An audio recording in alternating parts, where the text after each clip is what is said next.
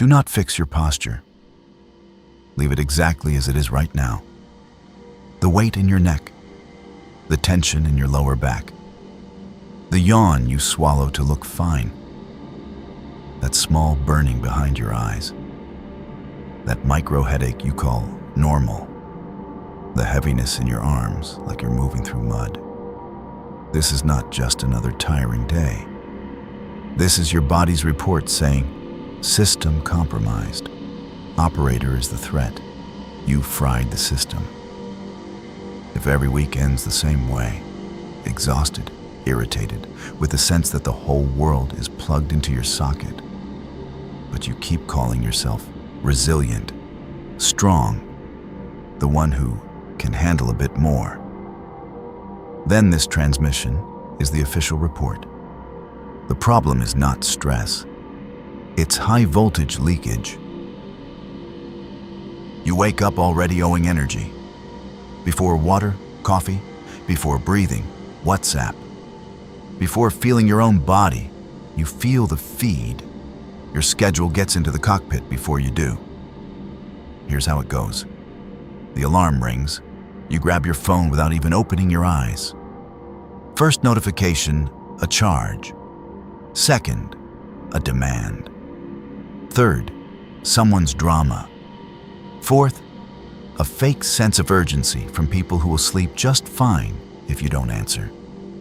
In less than 3 minutes, you've become an antenna for other people's problems.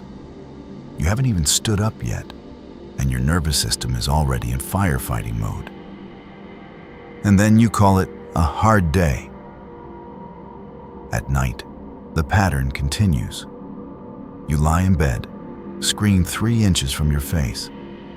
You tell yourself, "No, I'm just going to unwind a bit." 40 minutes later, your eyes burn, your chest is tight, your jaw is clenched, and you call it having trouble sleeping, as if it were a mystery. On Sundays, your body already knows what's coming. That subtle nausea on Sunday evening. The pressure in your chest just thinking about Monday. You call it Sunday blues. It's not blues. It's your reactor predicting impact. If you recognize this loop, you're not living. You're managing a chronic short circuit. And yes, you did this. Before we open the reactor, lock the signal. Subscribe now so this frequency doesn't get lost in the noise. Your like is not emotional approval. It's a command to the algorithm and to the field. Amplify this diagnosis. I want more of this caliber. Your comment is not engagement. It's the first act of command over your own body. Don't just watch. Anchor the transmission. You were trained to believe that exhaustion is a medal. The more wrecked you are, the more responsible you seem. The one who never cancels. The one who always delivers. The one who pushes through. You built a personality around being the last to fall. But your body doesn't know what deadlines, launches, targets, clients are. Biologically, it only recognizes 2 bands. Threat, safe field. There is no third option. There is no just a bit more.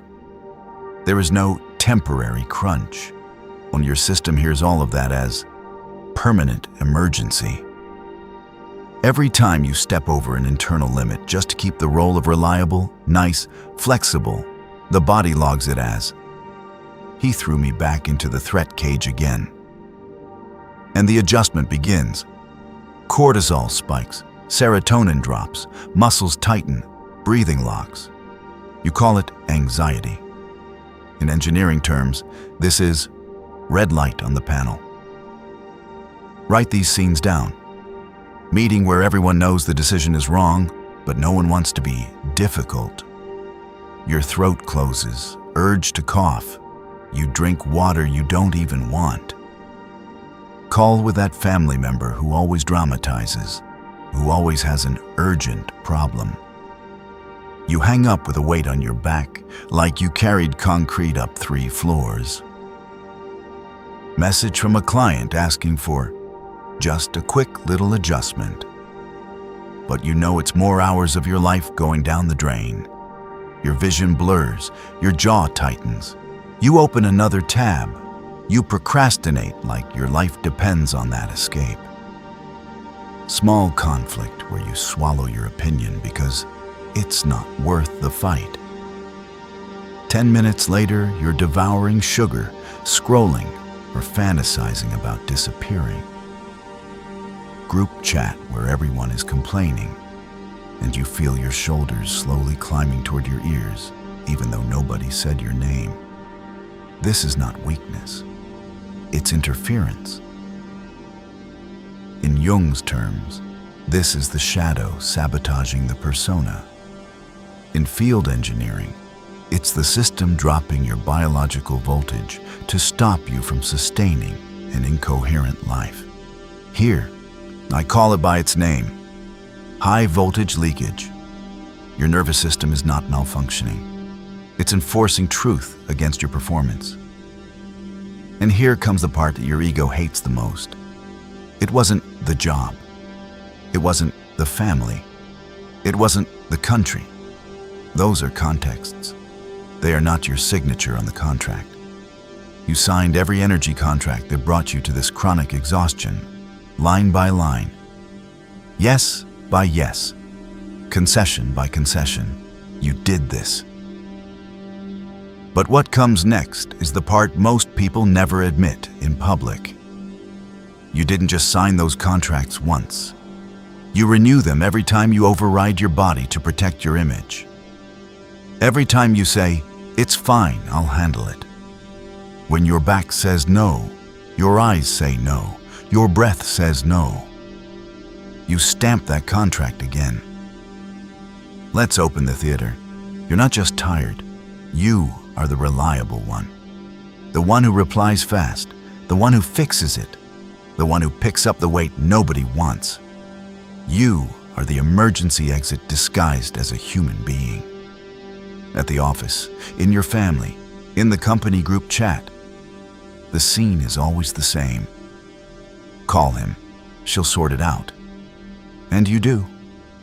Even when your lower back is screaming, even when your eyes are burning, even when your entire body is begging, not today. You betray your body to protect your role. This is your marble mask, the persona of the perfect employee, the tireless entrepreneur, the child who never says no. It's admired. It gets praise. It earns lines like, "I don't know what we'd do without you." You know exactly what they'd do without you. They would finally be forced to carry their own weight. But your mask is addicted to being indispensable. It just forgets one thing. Bodies have an electrical limit. They're not designed to serve as infinite backup batteries for other people's laziness, fear, or chaos. While you perform resilience, your nervous system is running a different protocol. This human is dangerous to themselves, ignores signals, bargains with pain, keeps entering hostile environments willingly, reduce voltage, shut sectors down. That's why the micro breaks show up. Dumb forgetfulness in a simple task, a typo that costs money, a mysterious delay for a key meeting. Your body getting sick exactly the week you finally planned a break. Sudden fatigue right before a conversation where you'd have to defend your boundaries. That's not bad luck. It's a protection system. You called it lack of focus, self-sabotage, unfortunate. In the language of the field, it's the reactor pulling the emergency brake. Your biology is slamming the brakes while your persona keeps stepping on the gas. Now we go behind the panel. Imagine a control board behind your spine. Each breaker feeds one area: mental clarity, libido, patience, decision power, confrontation, courage, creativity, capacity for joy. When you were in your early 20s, Everything was all the way up. You pulled all-nighters, took risks, laughed at being tired. Your body still assumed you were on its side. Today you need a coffee just to answer emails. You need a whole day to make a simple decision. You need 3 hours scrolling your phone just to find the courage to go to sleep. You drag your feet to the shower. You negotiate with yourself to send a single message. You sit in front of the computer and your brain boots like an old machine. This is not getting older. It's the panel reacting to continuous abuse. Every time you violated an internal limit to keep the image of reliable, balanced, a good person, the system logged internal betrayal event. With each event, a click, minus 10% clarity, minus 15% libido, minus 20% courage, minus 25% capacity to experience pleasure without guilt, until you reach the point where you wake up tired as if you had already lived the whole day. Your body preloads fatigue to keep you from entering another day of self-betrayal at full speed. Your mind calls it burnout. Your doctor calls it chronic stress. Your family calls it you're not the same as before. The panel calls it reduced operating voltage for safety. In Jung's terms, the shadow, the part of you that wants to burn it all down, walk away from people, renegotiate the price, say a clean no, was locked in the basement, forced to watch every day the gentle, understanding persona say yes to everything it despises. It watches you laughing politely at jokes you hate. It watches you comforting people who drain you. It watches you undercharge, overwork, and call that humility. When the shadow can't act through your behavior, it acts through your biology. It can't make you shout enough, so it gives you a migraine strong enough to justify saying no. It can't take you out of a toxic relationship, so it drops you into a panic attack every time you go see that person. It can't make you quit that job directly, so your body starts failing in visible ways until you have no choice but to stop. It's not demonic. It's protective. It just had no other language besides collapse. Your shadow has been more loyal to your core than your persona has ever been. Now bring the field in. You can repeat positive affirmations, visualize prosperity, listen to 528 Hertz, fill notebooks with gratitude. If your body is in threat mode, the field doesn't register, "I deserve abundance." It registers, "This system is at war with itself." The field doesn't listen to your prayers. It listens to your coherence. If your mouth says, "I want freedom," while your nervous system behaves like a domesticated animal waiting for orders, the field doesn't know which signal to trust. So it does what physics does when waves collide out of phase. It cancels. Wolfgang Pauli, in quantum physics, brought a simple principle. Two incompatible states do not occupy the same space.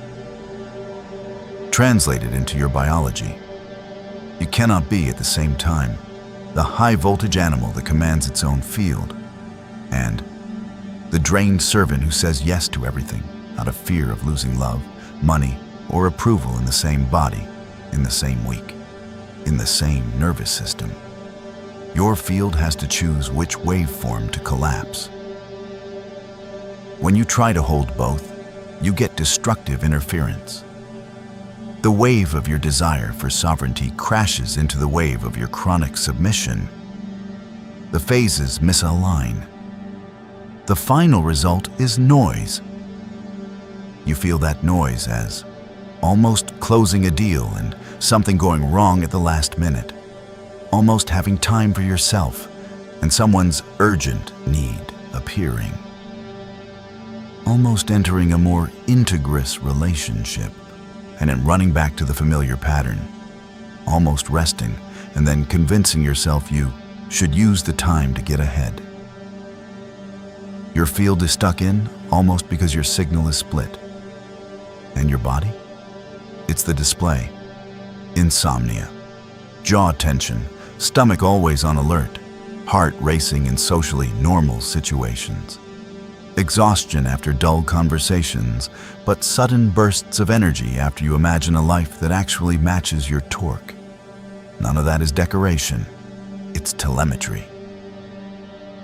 Here's the cut between self-help and sovereignty.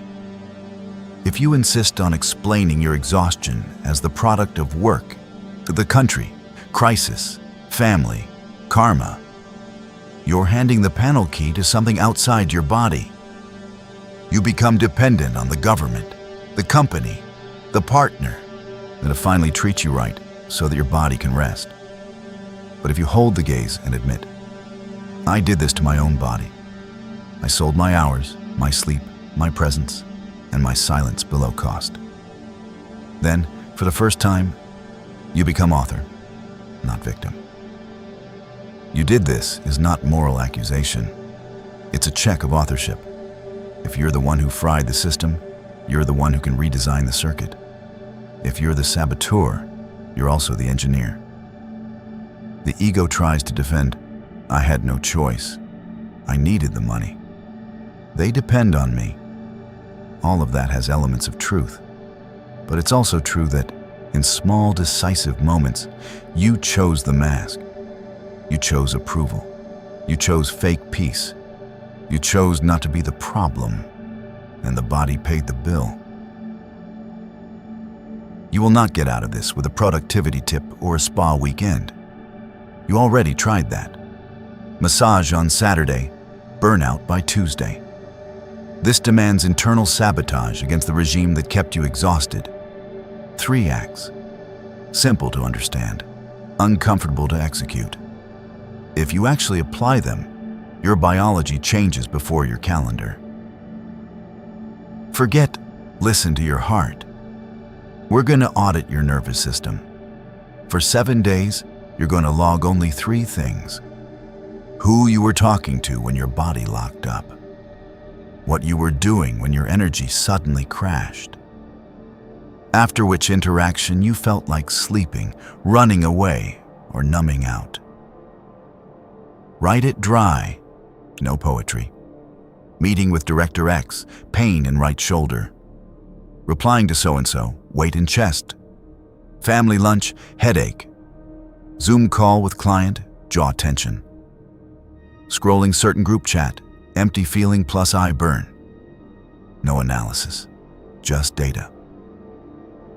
At the end of the week, you no longer have impressions. You have a leak map.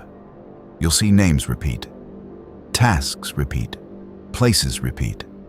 Your nervous system has been screaming the same locations for years. And you'll realize something uncomfortable. Your exhaustion is not generic. It's extremely specific. You're not tired of life. You're tired of the same 5 people, the same 3 types of tasks, the same 2 environments. You don't hate humanity. You hate the version of humanity you keep allowing around your body. At that point, the field already starts to shift, because you stopped calling destiny what is actually bad schedule engineering. You stopped asking, why am I so tired? And started asking, who and what is draining me? The quality of the question changes the charge in the field. Second act, attack the root of the leak, the obligation to be likable. For the next week, you will pick 1 interaction per day to apply micro-terrorism. Answer shorter than expected. Don't over-justify your no. Postpone a reply you would normally send instantly.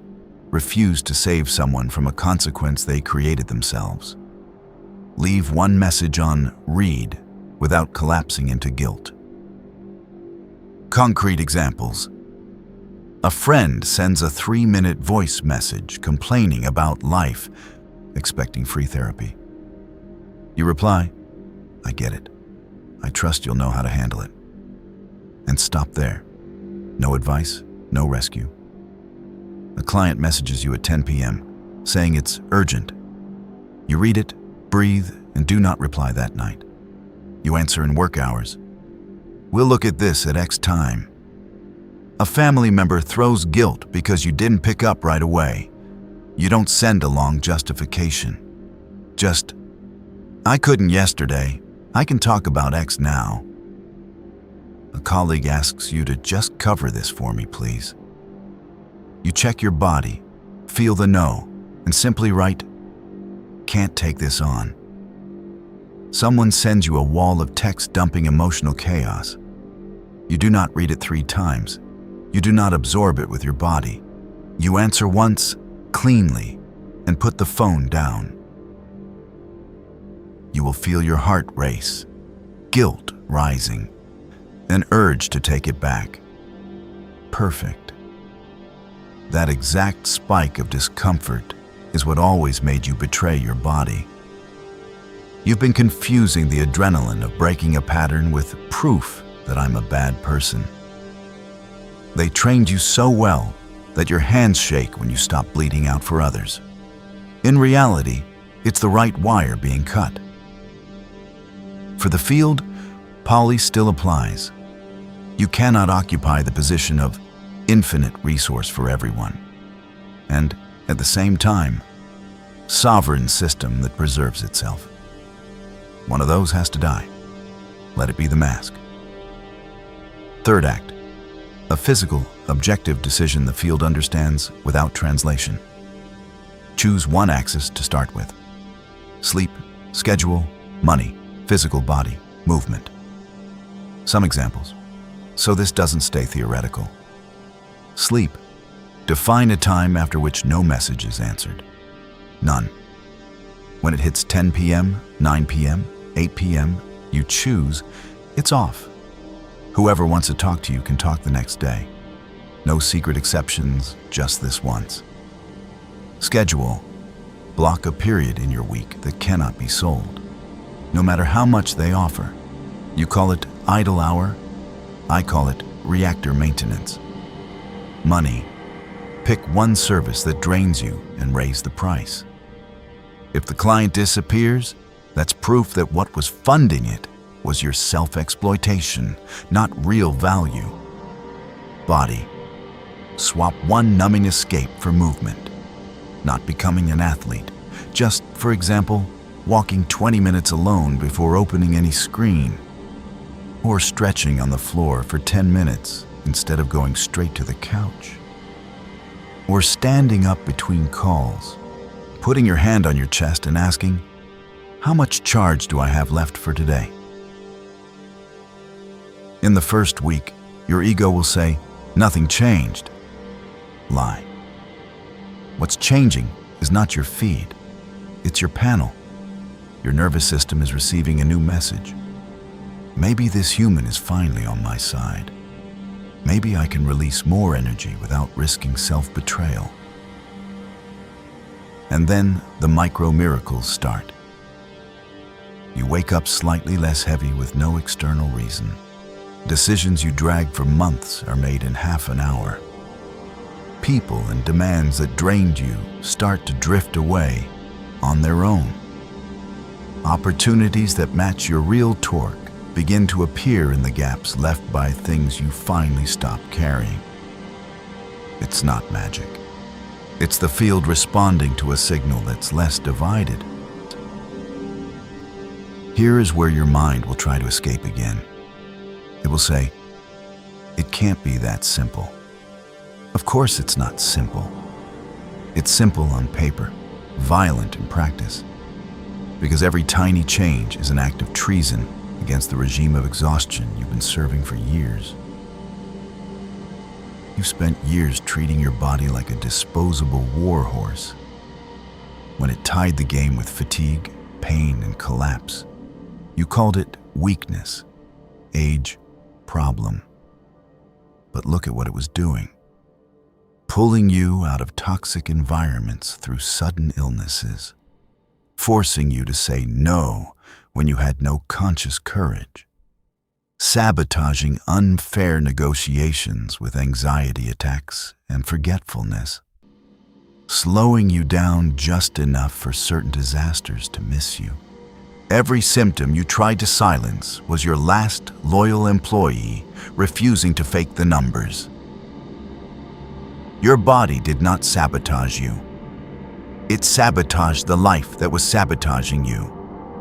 It is the only part of the system that cannot be fooled by spiritual talk, positive affirmations, or strong and resilient narratives.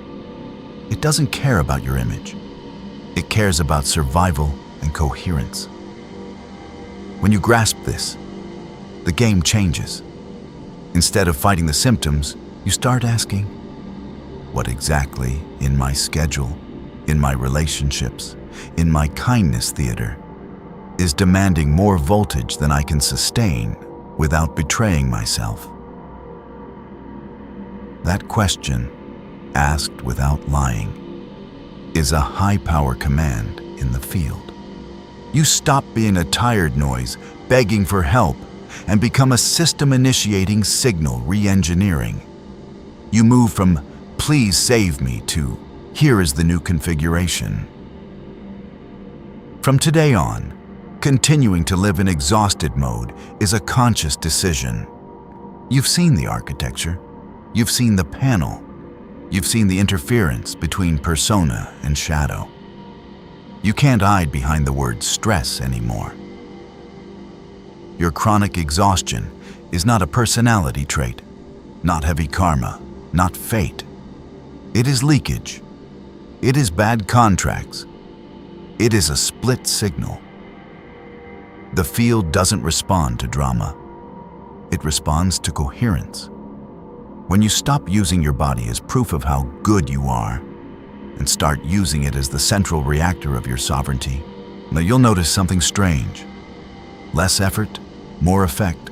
Less rush, more gravity. Not because the world got fair, but because you stopped fighting your own nervous system. If you made it this far, this wasn't entertainment. Your system recognized the report.